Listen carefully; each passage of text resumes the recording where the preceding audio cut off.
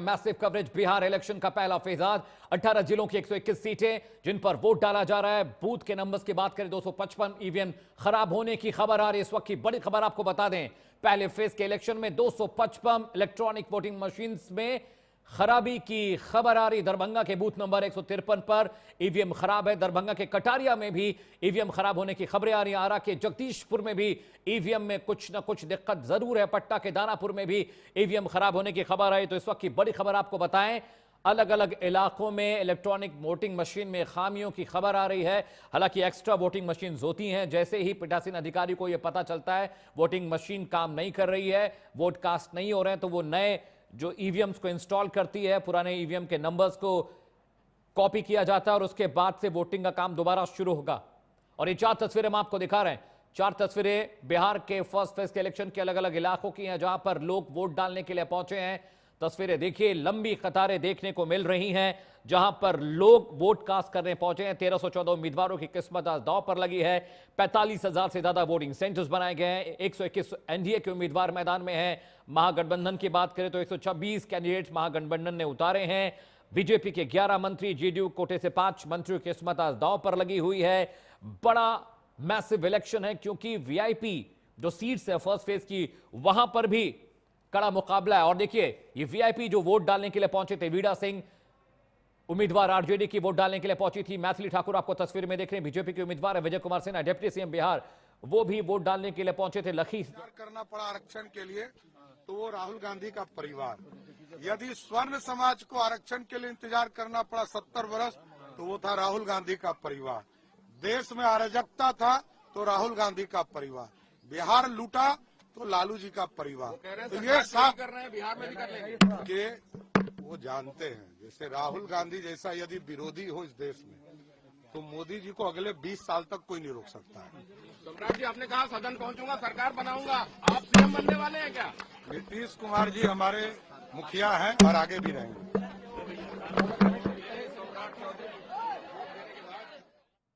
तो और deputy CM सम्राट चौधरी को सुन रहे थे, तारापुर सीट से मैदान में है। उनका मुकाबला अरुण कुमार से है, जो कि आरजेडी के कैंडिडेट हैं। वीणा देवी को भी आप देख रहे थे, मोकामा से वो उम्मीदवार हैं आरजेडी के टिकट पर। सूरजभान सिंह की पत्नी वीणा देवी हैं, जिनका मुकाबला अनंत सिंह से। मोकामा पर इस वक्त बहुत क्रूशियल मामला चल रहा है, हत्याएं हुई हैं वहां पर। और उसके बाद वहां पर अब जो इलेक्शन है, जो वोटिंग है, वो अलग सलीकर तरीके से। इस बीच बड़ी खबर आ गई, ब्रेकिंग न्यूज का रुख करते हैं। 18 जिलों की 121 विधानसभा सीटों में वोटिंग के बाद जो बूथ नंबर्स हैं, वहां पर ईवीएम खराब होने की खबर आ रही है। 255 बूथ नंबर पर ईवीएम खराब है। दरभंगा का बूथ नंबर 153 बताया जा रहा है, जहां पर ईवीएम में खामी देखने को मिल रही है। दरभंगा का एक और वोटिंग सेंटर है कटारिया, जहां पर ईवीएम खराब होने की खबर है।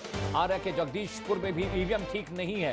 जी हाँ, पटना के दानापुर शहर का जो वोटिंग स्टेशन है, वहां पर भी ईवीएम खराब होने की खबरें आ रही हैं। इस वक्त की बड़ी खबर आपको बता दें, वोटिंग शुरू हुए महज 2 घंटे हुए हैं और 2 घंटे के भीतर ही मुख्तलिफ इलाकों में ईवीएम के खराब होने की, उनमें खामियों की खबरें हम तक पहुंच रही हैं। बूथ नंबर 255 पर ईवीएम खराब है। इसके अलावा पटना के दानापुर में भी ईवीएम खराब होने की खबर आ रही है। दरभंगा के इलाके में भी ईवीएम खराब है। इस बीच मुख्य निर्वाचन अधिकारी विनोद सिंह गुंजाल का बड़ा बयान। उन्होंने कहा कि मतदान शांतिपूर्वक चल रहा है। विनोद सिंह कह रहे हैं कि हर इलाके में वोटिंग शांतिपूर्ण चल रही है। वोटिंग सेंटर्स पर भारी पैमाने पर पुलिस फोर्स को डिप्लॉय किया गया है। कुछ जिलों में ईवीएम की खराब होने की खबरें आई हैं और वहां पर ईवीएम को चेंज किया जा रहा है, उसकी रीइंस्टॉलेशन की जाएगी। खराब ईवीएम को तत्काल बदला जा रहा है, जो चुनाव अधिकारी ये बात कह रहे हैं। और वीणा देवी भी कुछ देर पहले अभी वोट डालने पहुंची थी। इस वक्त की बड़ी खबर, मुख्य निर्वाचन अधिकारी विनोद सिंह गुंजाल का बड़ा बयान। इस बीच एक और बड़ी खबर आ रही है, एक और breaking news is coming in. Patna में जहां पर अलग अलग इलाकों में वोटिंग मशीन खराब होने की खबरें आ रही हैं। ईवीएम और राबड़ी देवी ने भी वोट कर दिया है। लालू प्रसाद यादव, राबड़ी देवी, तेजस्वी यादव, मिश्रा, ये तमाम लोग पहुंचे थे। दोनों बेटों को उन्होंने आशीर्वाद दिया है और ये हम सुन भी रहे थे। उन्होंने कहा कि दोनों ही मेरे बेटे हैं और दोनों को ही मेरा आशीर्वाद है। तेज प्रताप और तेजस्वी दोनों को ही आशीर्वाद दिया है। तेज प्रताप यादव भी चुनाव मैदान में है, महुआ से वो चुनाव लड़ रहे हैं। आरजेडी विधायक मुकेश रोशन उनके सामने है, जबकि राघोपुर से आरजेडी के नेता तेजस्वी यादव मैदान में है। उनका सीधा मुकाबला एनडीए के उम्मीदवार सतीश यादव से है।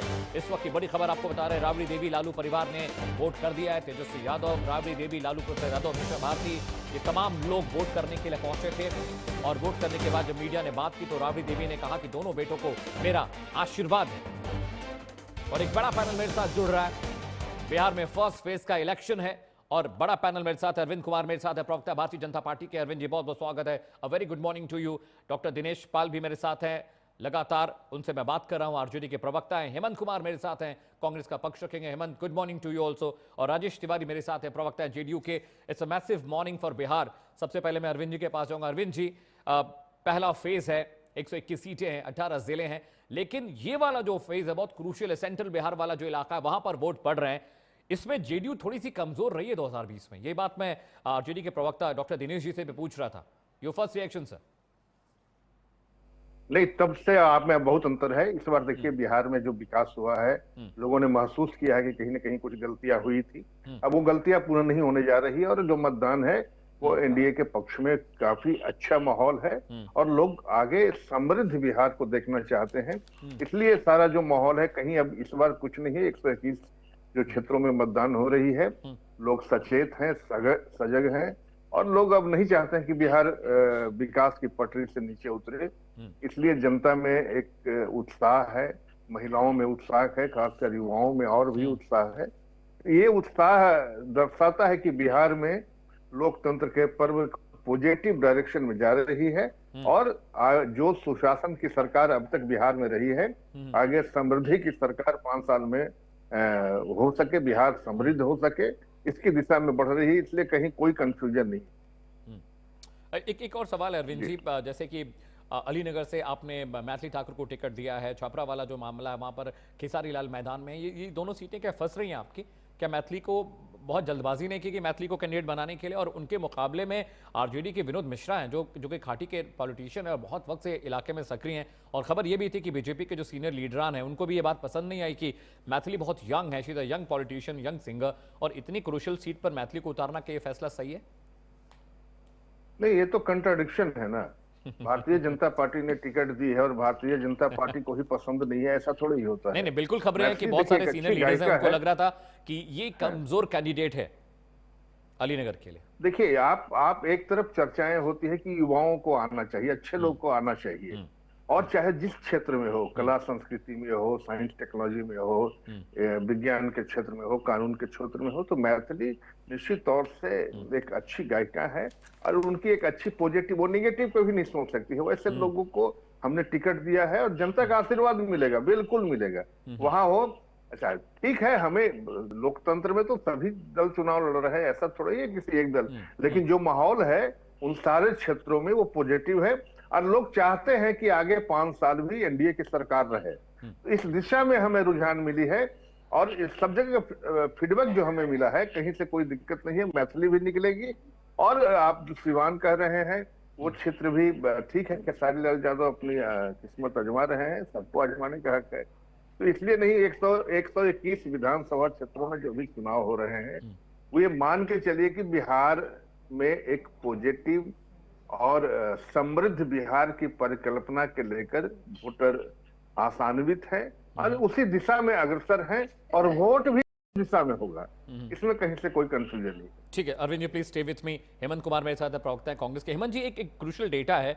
अगर 2020 में बात करें तो कांग्रेस की स्थिति जस की तस है। 121 सीटों पे आप लड़े थे, 8 सीटें आप जीत कर आए 2020 में। 2015 में भी यही आंकड़ा रहा और इससे पहले 2010 का चुनाव जो था वहां पर आपका सुपड़ा साफ था। मैं फर्स्ट फेज की बात कर रहा हूं, सेंट्रल बिहार वाले इलाके की बात कर रहा हूं। तो कमोबेश बहुत ज्यादा इंपैक्ट आपकी पार्टी का नहीं रहा है। वो तो भले मानस है आरजेडी वाले कि कम से कम आपको इतने बड़े नंबर्स पे उन्होंने कैंडिडेट लड़ाने के लिए दिया है, क्योंकि है क्या कि जितनी ज्यादा सीटें आपको मिलेंगी हेमंत भाई, और अगर आप जीतते हैं तो बहुत अच्छा है, लेकिन आप हारते हैं तो वो सीधा नुकसान आरजेडी का। क्योंकि देखिए, I believe as a journalist, मुझे लगता है कि अगर आरजेडी 243 पर अकेले लड़ती है तो बहुत मैसिवली जीत के आएगी और एनडीए के लिए बहुत मुश्किल हो जाएगा। लेकिन ये एलाइज जो बीच में आते हैं, ये एलाइज थोड़ा काम खराब जरूर करते हैं और मुझे लगता है कि 2020 में आप लोगों ने काम खराब किया था आरजेडी का।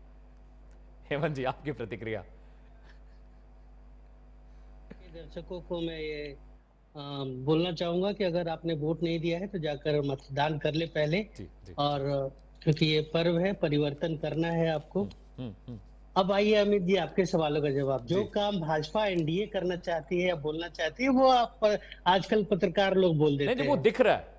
मैं देखिए, पहले भी बताया, नहीं नहीं नहीं, सुन लीजिए ना, बीजेपी बात तो भी सुन बीजेपी ये लीजिए कभी नहीं कहेगी कि कांग्रेस को नहीं सर। लड़ना चाहिए, आरजेडी प्लीज, ज्यादा लड़ेगी तो जीत कर आएगी। ये बीजेपी का नैरेटिव नहीं है। मैं तेजस्वी यादव से मिला हूं, आप मैं बहुत सारे आरजेडी के बड़े लीडर से मिला हूं 2020 के इलेक्शन में, और वहां पर यही नैरेटिव चल रहा था। और दिनेश जी मेरे साथ बैठे हैं, वो भले ये बात अभी कबूल ना करें, लेकिन ये लहर जरूर थी। मेरे साथ वरिष्ठ पत्रकार बैठे हुए हैं, विजय सर, मैं उनसे भी बात करूंगा कि ये बात थी कि जितनी ज्यादा सीटें कांग्रेस को हम दे रहे हैं, हमारा उतना नुकसान हो रहा है। ये बीजेपी क्यों कहेगी? ये मेरा एनालिसिस है हेमंत जी। व्हाई वुड मैं बीजेपी से बोलूं दिस? सर? नहीं, मैं बोलूं? हाँ, प्लीज प्लीज गो अहेड। देखिए, परिवर्तन होता है ना, जैसे अभी बता रहे थे आरजेडी के प्रवक्ता। हाँ। आप याद करिए 2015 या 20 में नीतीश कुमार जी कहते थे ये मेरा अंतिम चुनाव है, थोड़ा बहुत काम बचा है, हम उसको पूरा कर ले, एक बार और हमको वोट दीजिए। आप उनका हाल देखिए, पढ़ पढ़ के बोल रहे। तो समय हो गया है, लोग जान गया है कि कुशासन है, कुशासन का नैरेटिव चलवा रहे हैं मीडिया में, जैसे चलाए। भाजपा के साथ है तो आज बहुत अच्छा बने हुए हैं, नहीं तो वही कितना लोग गाली देता था कि इनका डीएनए खराब है। तो बहुत कुछ है, ऐसा परिवर्तन हो गया। राहुल गांधी जी जिस तरह की बातें कर रहे हैं आजकल, पिछड़ों की, आरक्षण की 90% की बात कर रहे हैं, जिस तरह दबे कुचले लोगों को उठा रहे, कांग्रेस बदल रही है। आप पहले भी देख लीजिए ना कि जिस तरह की कांग्रेस थी और अभी जो उसकी बात है, उसकी शैली है, जनता के बीच जा रही है, जनता के लिए लड़ रही है, जनता का आवाज उठा रही है। तो जनता भी समझ रही है कि कांग्रेस अब वो पहले वाली नहीं रही। कांग्रेस बीच में कुछ गड़बड़ हुआ था, अब जो है वो सही जगह आ गई है। और कुशासन की सरकार का जो नैरेटिव लोग चला रहे, आज देख रही है जनता राइट किस तरह का हाल है। पुल पुलिया गिर रहा है, नोट जल रहा है, बिहार में दिन दहाड़े गोली मार रहे हैं, मुख्यमंत्री के मुंह से संकल्प लिया, प्रण लिया कि हमारी सरकार बनने के बाद हम करेंगे। जैसे अब 500 रुपया में गैस सिलेंडर हम देंगे, माता बहन के खाता में 2500 रुपया महीना देंगे, और 1 साल का पैसा एक साथ में 14 जनवरी को 30,000 रुपया पूरे बिहार में माता बहन को हम लोग देने का काम करेंगे। उसी तरीके से 200 यूनिट बिजली फ्री करेंगे, बुजुर्ग को 1500 रुपया पेंशन करेंगे। उसी में है कि हर घर में नौकरी हम लोगों को देना है। तो ये हमारे संकल्प है, आने वाले समय में हमारी सरकार बनेगी तो बिहार में हर घर में नौकरी हम लोग सुनिश्चित करेंगे। थे और लगातार हम बात करें। हेमंत कुमार कांग्रेस के प्रवक्ता मेरे साथ। Hemant ji please continue, sorry for the interruption sir. Hemant ji continue. कि कांग्रेस को ज्यादा सीट मिल गया था, कांग्रेस नहीं आया, ठीक है, बीच में हम लोग आउट ऑफ फ्रेम थे, लेकिन अभी आ गए हैं और पूरी तरह फोकस है, जनता के बीच जा रहे हैं।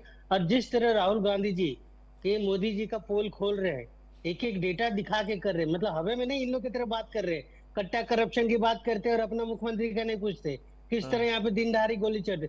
और एक चीज और है जी, मैं ये जानना चाहता हूँ कि एनडीए जो काम किया 20 साल में, क्यों नहीं उस पर बात करती है? तो जब बात करिए उसे वो सरकार आ जाएगी। मतलब हमें जनता को डर दिखाना चाह रही है, बताना चाह रहे हैं कि या तो मेरे साथ आओ और नहीं तो हम तुमको जेल में डाल देंगे, क्योंकि हम पहले भी वही करते थे। आज नीतीश कुमार इसलिए बचे हैं कि 2-2 बार जाके गोद में बैठे गए हैं भाजपा के, आरएसएस के गोद में। याद करिए वो क्यों बदले थे, 2022 में उन्होंने सरकार क्यों बदला था? ये बोलकर छोड़ा था कि हमको मन नहीं लग रहा है। सच्चाई ये है कि उनको लिस्ट दिया गया था, और मैं कहिए तो आईएएस का नाम गिना दूं जो एक आज जेल में है कि आपका ये आदमी लोग जेल में जाएगा। नीतीश कुमार पलटी मार के चले गए, तो ये इसलिए बचे हुए नीतीश कुमार। जितने दागदार हैं उतने साफ दिख रहे हैं, क्योंकि ये भाजपा के गोद में बैठे हुए। नहीं तो इन्हीं को कहते थे कि नीतीश बाबू आपके लिए दरवाजा बंद है, आपका दरवाजा नहीं खुलेगा। यही आज बिहार में चीख चीख के बोलते थे। आप तो वरिष्ठ पत्रकार है तो आपको तो सब याद होगा। तो ये सब खेल यहाँ हो रहा है और जनता के आक्रोश का सामना दरवाजा तो तेजस्वी यादव जी ने भी बंद कर दिया था। फिर तेजस्वी यादव ने कहा भी कि वो हमारे बुजुर्ग हैं, परिवार के सदस्य जैसे हैं, वो जब आएंगे उनके लिए दरवाजा खुला होगा। लेकिन एक वक्त आया कि तेजस्वी यादव ने भी कहा था कि भाई अब there is no entry for Nitish Kumar. आप साथ रहिएगा।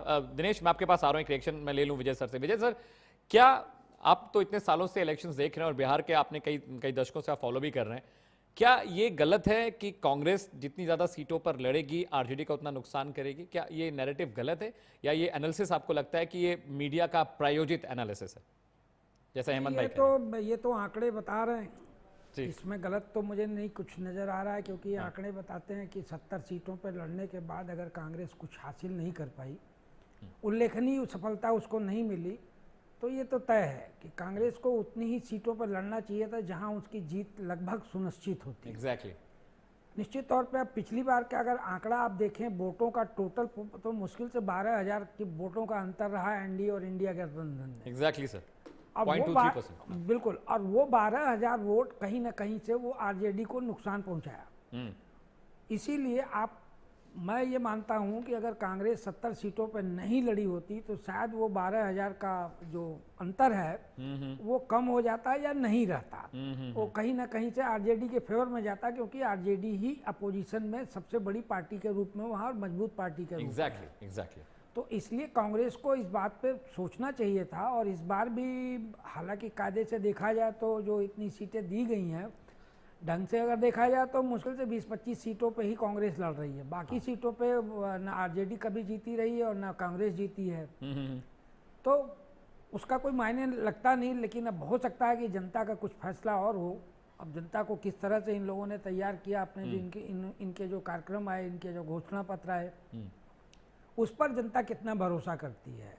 दूसरी बात यह है कि उसमें जो इस बार जनसुराज का जो उदय हुआ है, राइट सर, तो उस पर भी नेताओं को सोचना चाहिए।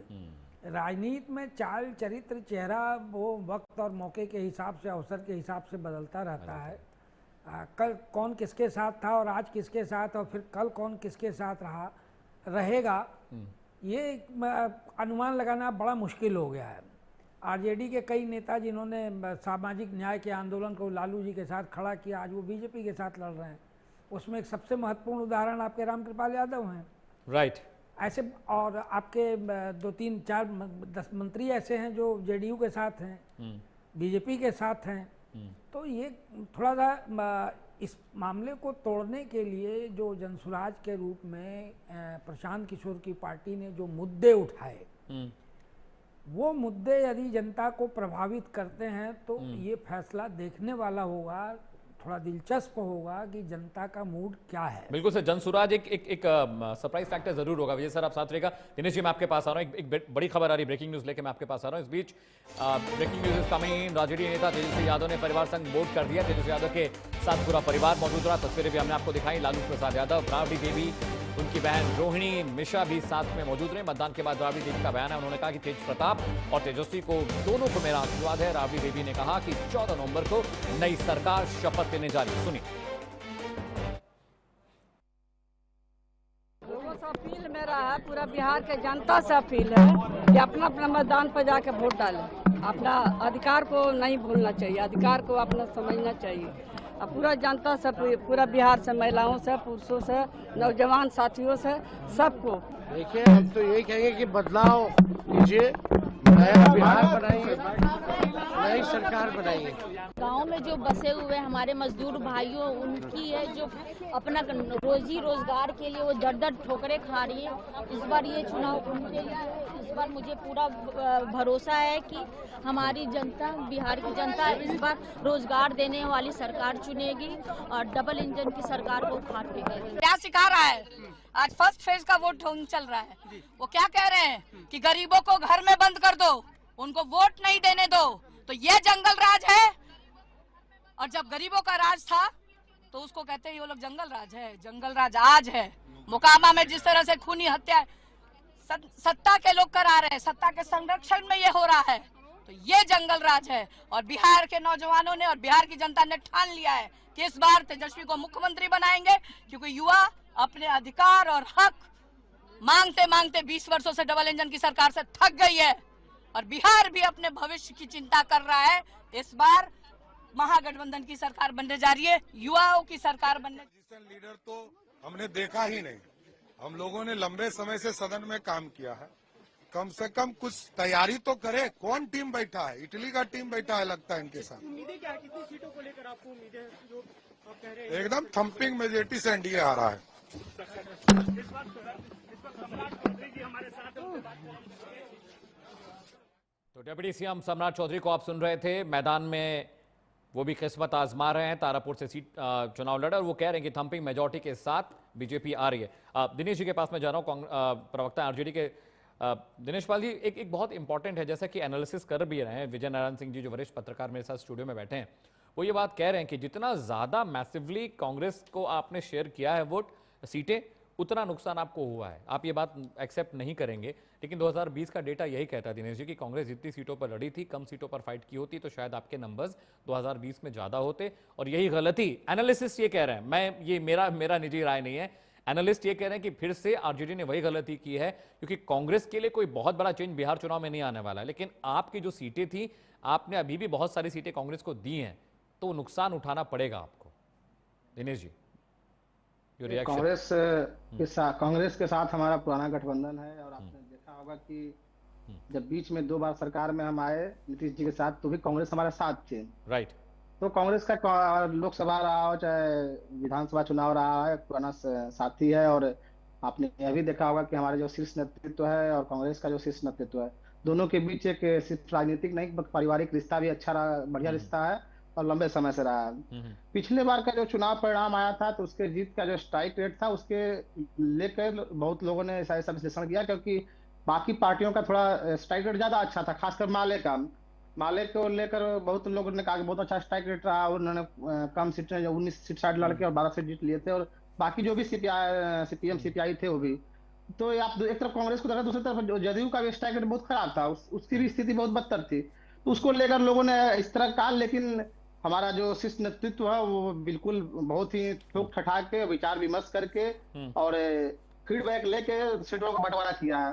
तो इसलिए हमको नहीं लगता है कहीं से उसका नुकसान होगा। कांग्रेस भी पिछली बार की तुलना में, आप बढ़िया से देखिएगा 2020 की तुलना में अभी बहुत अच्छा कर रही है। बहुत उसके कांग्रेस के जो कार्यकर्ता हैं, SIR के वोट चोरी का जो मुद्दा उठा, उसके बाद जो बिहार में राहुल जी और तेजस्वी जी और बाकी लोग जो सब घूमे, उसके बाद कांग्रेस भी बहुत जोश में आई है, उसके कार्यकर्ता अब इस बार उत्साह के साथ हैं। और आपको बता दें कि जिस जाले के मंत्री ने लाइव मारा था पिछड़ा पत्रकार के मुंह का, जो जिसपे दावा चोरी का आरोप है, नितिन कौन मिश्रा, देवेश मिश्रा, जीवेश मिश्रा जाले से, जीवेश जी जिसने उसने मारा, उसके और जंगल राज की बात ये लोग करते हैं। सोचिए कि लाइव मारा, उसके बाद भी FIR नहीं हो रही थी पत्रकार की। आम आदमी छोड़िए, अति पिछड़ा समाज के पत्रकार के FIR नहीं हो रही थी, नेता प्रतिपक्ष को जाना पड़ा, तब FIR हुआ। और आपको लिख के रख लीजिए कि वहां से कांग्रेस जीतने जा रही है और जाले के मंत्री हारने जा रहे हैं।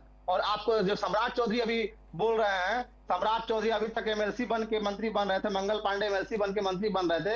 अब की ये लोग उतरे हैं मैदान में, लोग बुरी तरह से हार रहे हैं। सिवान से मंगल पांडे आ रहे हैं और तारापुर से सम्राट चौधरी भी आ रहे हैं, और नितिन नवीन जो पटना में वो भी आ रहे हैं। इस बार सामान्य विधायक छोड़िए कि मंत्री भी आ रहे हैं, और मैथिली ठाकुर तो कितना बड़े मार्जिन से आ रहे हैं कि समय बताएगा। देखिए जिस तरह से नीतीश की सरकार में पुलिस ने लाठियां बरसाई है युवाओं को, वो युवा लाभ भूल नहीं रहे हैं। वो पुरानी अपनी तस्वीरें साझा करके आज वोट देने जा रहे हैं, और वो लाठियां उन्हें याद दिला रही हैं कि जब नौकरी मांगने गए, पेपर लीक हो रहा था, पेपर बढ़िया से परीक्षा कराने की मांग कर रहे थे, तो पुलिस उन्हें दौड़ा के लाठियां मार रही थी, चाहे लड़कियां हो चाहे लड़कियां हो। तो ये सब आप एक ऐसी सरकार चाह रहे हैं जो कि किसी खटारी सरकार, किसी ठगी हारी सरकार नहीं हो, बल्कि युवा जोश वाली हो, जो युवाओं की सोचे, युवाओं को नौकरी दे। और सही कह रहे थे प्रवक्ता साथी कि नीतीश जी पिछले 2020 के विधानसभा चुनाव में कहे थे, परसा विधानसभा में ही कहे थे कि यह मेरा आखिरी चुनाव है, हमको इस बार दे दीजिए मौका, फिर नहीं आएंगे। और सही में इस बार आने लायक भी नहीं है वो, कहीं दिख भी नहीं। लेकिन अब क्या करें, भाजपा उनको पुतला बना के यहाँ वहाँ खड़ा कर रही है। मुख्यमंत्री तो बनाएगी नहीं, CM चेहरा घोषित की नहीं है, लेकिन अब पुतला के रूप में उनको बनाए हुए हैं, क्योंकि बिना उनके बीजेपी तो कुछ है नहीं बिहार में। बीजेपी आज तक मुख्यमंत्री नहीं दे पाई है, और आगे भी 2-3 दशकों तक नहीं दे पाएगी। लेकिन वो सपना देख रही है कि इस बार हम अपना मुख्यमंत्री बना ले, ये होने वाला नहीं है। बिहार की जनता बना लिया है, पूरा बदलाव होने जा रहा है। 18 को हम लोग शपथ लेंगे। चलिए, अरविंद कुमार जी मेरे साथ हैं, बीजेपी के प्रवक्ता। अरविंद जी, बहुत कह रहे हैं आरजेडी के प्रवक्ता, भाई आपका डिप्टी CM बिहार बीजेपी हार ही रही क्योंकि माते तेजस्वी हैं। नगर वाली सीट भी मैथिली के लिए कह रहे हैं, इतने लंबे मार्जिन से हारेंगे कि कैलकुलेशन मुश्किल हो जाएगा। कह रहे हैं कि 14 तारीख को सरकार बनाने जा रहे हैं ये लोग। आपको क्या लगता है, कहीं ना कहीं सरकार से कहीं ना कोई भूल चूक जरूर हुई है, जो कहीं ना कहीं नेगेटिव प्ले करेगा आपके लिए चुनाव में? आपको लगता है कि ये सिर्फ चुनावी पॉलिटिकल बातें हैं जो दिनेश जी कह रहे हैं, जो कांग्रेस के प्रवक्ता हेमंत जी कह रहे हैं? अरविंद जी, नहीं, पार्टी के प्रतिनिधि हैं तो कहेंगे क्या, आप कहने के लिए ही कि कुछ बचा है, करने के लिए तो कुछ बचा नहीं है जी। अब ये चुनाव आयोग या आप भी इतने प्रेडिक्शन नहीं कर सकते हैं कि वो हार रहा है, मैं भी नहीं कर सकता हूं, लेकिन बिहार की आवाम ये जरूर चाह रही है कि जिस रूप में बिहार में विकास हुआ है और एनडीए सरकार ने जो विकास किया है, जितने भी दल हैं उनके सामने अब लाठी पिलावन तेल पिलावन कहने की औकात नहीं, वो भूल चुके हैं, अब उनको भी विकास कहना पड़ रहा है। तो ये हमारा एजेंडा और हमारे किए हुए कार्यों का प्रभाव है। तो इसलिए ये जो कांग्रेस आज हाशिए पर चली गई, उनके पास कैंडिडेट नहीं मिल रहा है, बोरो के कैंडिडेट लड़ा रहे हैं। आप समझिए कि वो आरजेडी को एक जो चार्जशीटेड व्यक्ति है जिनको मुख्यमंत्री घोषित कर दिया गया, अब इससे बड़ा कांग्रेस का दुर्भाग्य क्या हो सकता है। उनके युवराज आते हैं, पानी में डुबकी लगाते हैं, छलांग लगाते हैं, मछली पकड़ते हैं, चले जाते हैं, ये तो मौमौकरी हो रही है। इससे बिहार में अब मतदान चल रहा है, मतदाता अब लोगों से मैं अपील करना चाहता हूं, सबसे पहले सबसे बड़ी अपील है कि आप अपने मत का प्रयोग जरूर करें, जिससे आने वाले 5 साल के भविष्य आप तय करने वाले हैं। इसलिए अच्छी सरकार बने, अच्छा शासन रहे और विकसित बिहार बने, उसके लिए अपना मत प्रयोग करने का काम करें। विपक्ष ने जो वादे और दावे किए उसका क्या असर पड़ेगा, क्या लगता है? अरे विपक्ष फेल हो गया भाई, कहीं कोई टिकेगा ही नहीं। जनता बिल्कुल सरकार नीतीश कुमार और मोदी जी के साथ है और आपने देखा होगा जो उत्साह है वो अद्भुत उत्साह है और सब लोग अपने मत का प्रयोग कर रहे हैं। दानापुर के जनता का क्या रुख है? दानापुर की जनता जो महान जनता है, उसने हमेशा अपना आशीर्वाद और स्नेह दिया है, समर्थन दिया है, सेवा का मौका सेवक को दिया है। इस बार भी दानापुर की महान जनता उत्साह के साथ बदलाव के लिए अपना समर्थन और आशीर्वाद दे रही है। क्या बाहुबली खारिज होंगे इस बार? इसलिए तो मैं बोलता हूँ कि कोई लोकतंत्र में बाहुबली का कहीं कोई गुंजाइश नहीं है। बाहुबली धनबली सब ध्वस्त हो जाएंगे और जनबली जो है वो जीतेगा। राम कृपाल यादव जनबली है, बाहुबली तो कभी रहा नहीं, धनबली तो रहा नहीं। इसलिए और वहाँ जो खौफ और भय का वातावरण है, लगातार 5 सालों से लोगों की ज़मीन छीनी जा रही है, रंगदारी ली जा रही है और पूरे व्यवसाय से लेकर आम नागरिक तबाह है। फ्लैटों में जो हिस्सेदारी मांगी जा रही है, ईंटा और बालू और गिट्टी में भी ज़बरदस्ती टैक्स लेने का काम किया जा रहा है। निर्माण चूँकि वो ग्रेटर पटना का स्वरूप हो गया है, बहुत लोग परेशान हैं। और आप दानापुर में देखिए कितने बड़े पैमाने पर लाइन में लग करके बदलाव के लिए वोट कर रहे हैं, ताकि दानापुर का विकास हो के और अपराध से मुक्ति प्राप्त हो सके।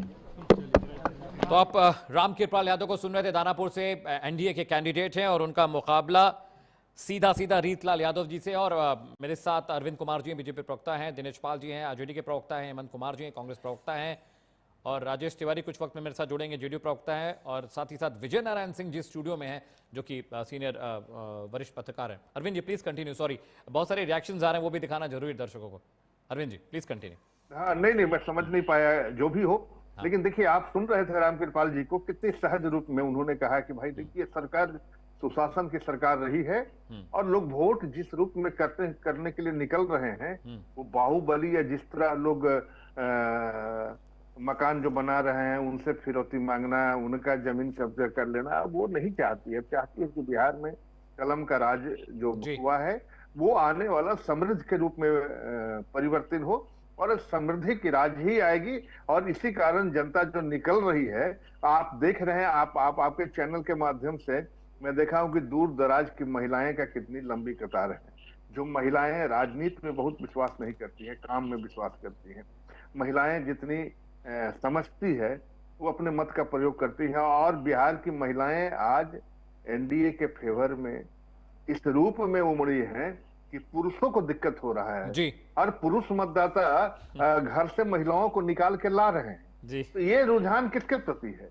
ये रुझान बिहार की समृद्धि के प्रति है, विकास के प्रति है। और आप देख रहे होंगे, आपके चैनल के माध्यम से हमारे अन्य पत्रकार हैं, अब वो लाठी पिलावन और तेल पिलावन वो बोल के देख ले। विकास बोलने का हमने सिखा दिया है, अब विकास ही बोलेंगे और विकास होगा बिहार में। विजय सर, महिला वोटर बहुत क्रूशियल है बिहार में। देखिए, जब लोगों के मैनिफेस्टो आए, घोषणा पत्र आया, तो हम और आप डिस्कस कर ही रहे थे कि महिलाओं को लेकर दिल खोर का ऐलान किए गए हैं, चाहे वो माँ बेटी योजना की बात रही हो, चाहे महिलाओं को कारोबार करने के लिए लोन देने की बात रही हो। तो मुझे लगता है कि बहुत क्रूशियल फैक्टर है महिलाओं का, और नीतीश कुमार के पक्ष में महिलाओं ने बहुत जबरदस्त तरीके से वोट भी किया है। इस बार क्या तस्वीर बदलेगी? जरूर। अच्छा, जेडीयू को इसका फायदा होगा, बीजेपी को फायदा होगा, मतलब कुल मिला के एनडीए को फायदा होगा। और आरजेडी, तेजस्वी जी ने भी बहुत सारे ऐलान किए। अभी तेजस्वी जी सरकार में है नहीं, इन्होंने तो भुगतान भी कर दिया, 10-10 हज़ार रुपये सबके खाते में भेज भी दिए हैं जिन जिन को देना था। जो इन्होंने लिस्ट जारी की थी उस लिस्ट में इन्होंने 10-10 हज़ार सभी मतदाताओं से हम प्रार्थना करेंगे कि लोग जरूर मतदान करें और इस लोकतंत्र के महापर्व को हर्षोल्लास के साथ मनाएं। बिहार लोकतंत्र की जन्मभूमि है। बिहार की ही वैशाली में लोकतंत्र का जन्म हुआ था, पहला लोकतंत्र प्रारंभ हुआ था। इसलिए बिहार के लोग लोकतंत्र का पर्व उत्साह के साथ मनाते हैं।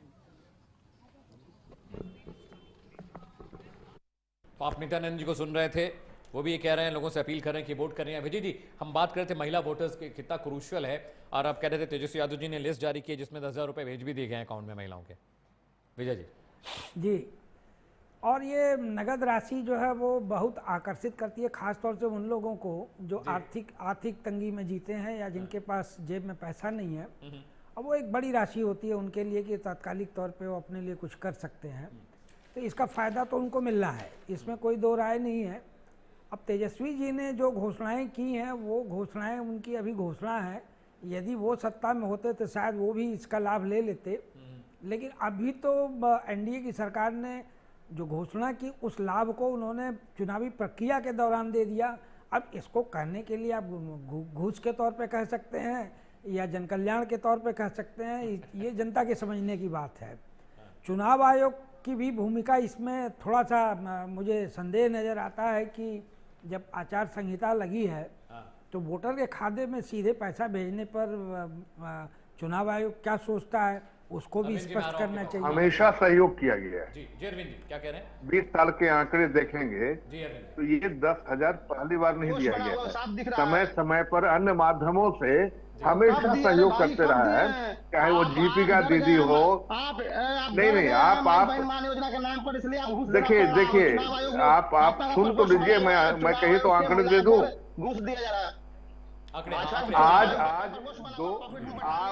करोड़ों please give us the data sir, fund के लिए जो फंड उपलब्ध कराया गया था वो किसने कराया था, आप बता दें।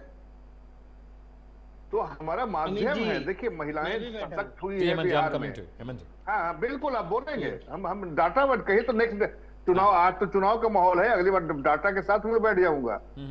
तो आज महिलाएं विकसित हुई है बिहार में, और आप समझ लीजिए आप इससे नकार नहीं कर सकते हैं ना कि बिहार में महिलाएं क्या पुरुष बच्चे भी 5 बजे के बाद आपके राज्य में बाहर नहीं निकलते थे, कोई दिक्कत था क्या? सफेद झूठ है, सफेद आज 2 बजे रात को महिलाएं निकल रही है, काम पे जा रही है, स्कूटी से आ जा रही है, और आ जाकर वो अपने गंतव्य स्थल तक सुरक्षित पहुंच रही है।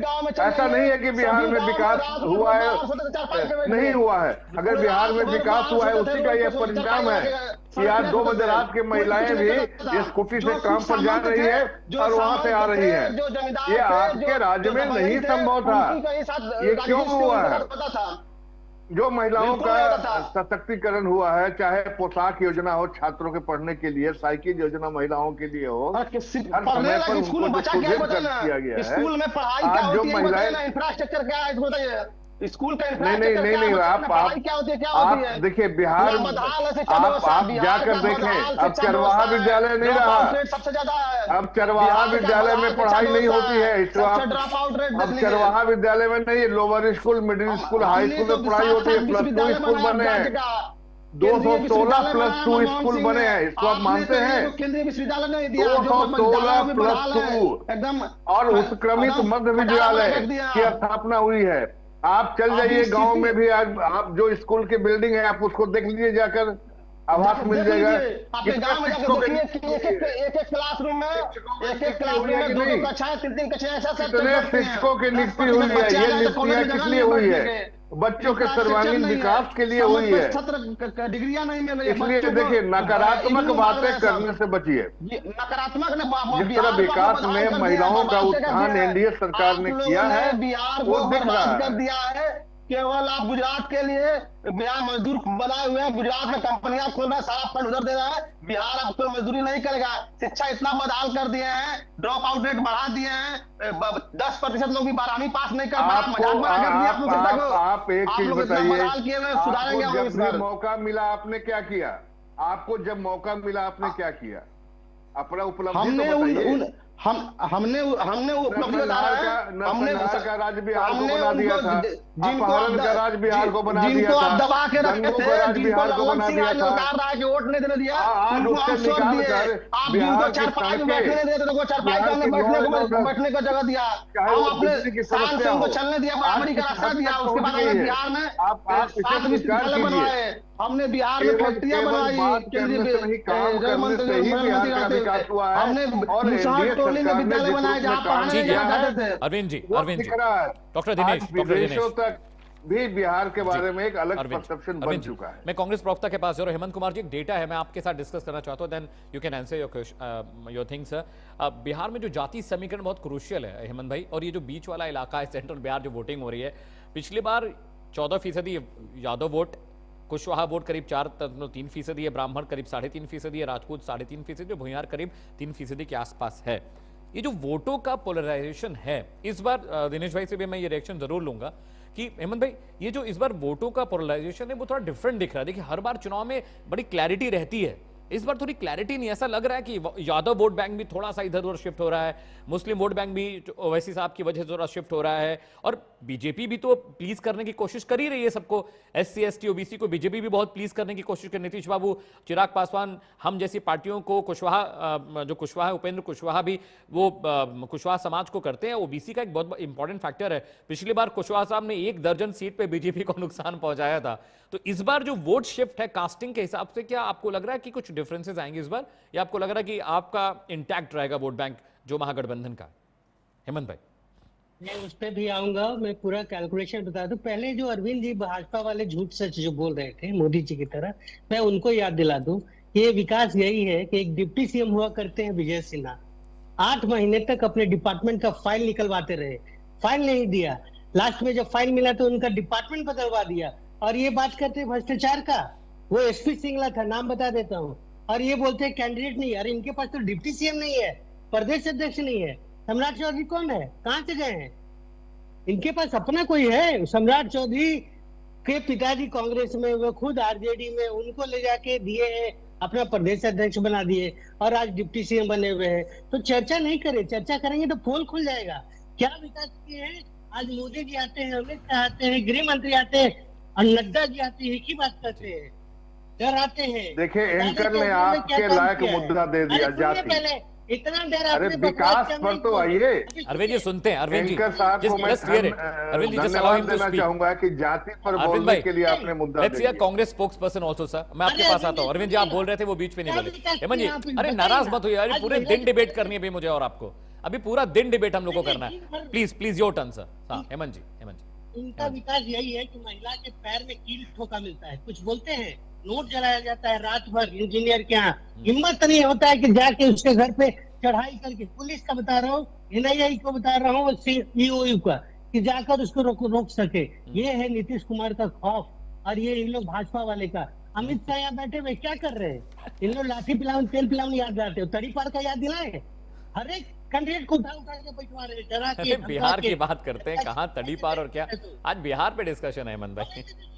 ये जो बात कर रहे हैं, जो भी तो सजा याफ्ता है, सजा याफ्ता है ना, तो जब पूरा बात वो तो बरी हो गए ना, वो तो बरी हो गए ना, जाति बात तो नहीं। सुन लीजिए, अभी सुनिए, अभी तो मेरे टाइमिंग पता नहीं आप कांग्रेस को इतना क्यों इग्नोर कर रहे हैं? बिल्कुल अरे Bhajpa, how can I ignore Rahul Gandhi and Congress sir? How can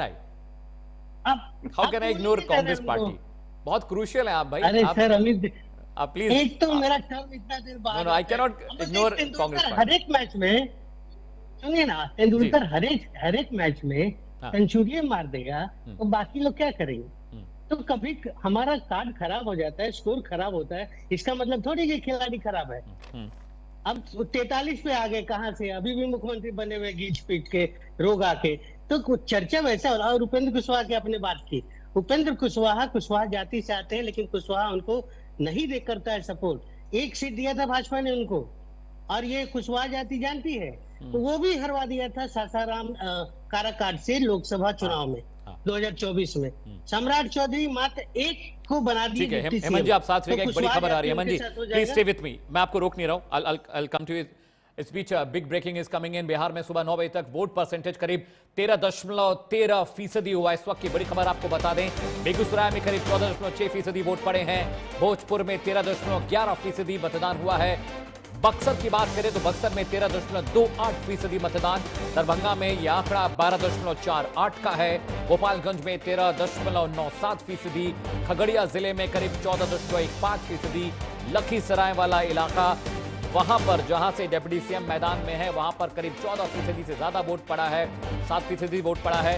Madhepura में 7%, मुंगेर में 13.37%, मुजफ्फरपुर में वोटिंग परसेंटेज 14.38%, नालंदा में करीब 12.45% वोट बैंक। पटना की बात करें जो कि सेंट्रल इलाका है, शहरी इलाका है, वहां पर 11% से ज्यादा वोट पड़ने की खबर है। सहरसा में 15.27% मतदान हुआ है। समस्तीपुर में 12.86%, सारण में 13.30% मतदान। शेखपुरा की बात करें तो शेखपुरा में 12.97% वोट है। तो अभी के हिसाब से इट्स अ गुड नंबर, क्योंकि अभी ज्यादा वक्त नहीं हुआ है, अभी सुबह के करीब 9:45 बज रहे हैं। इस हिसाब से it's a very good number of vote percentage.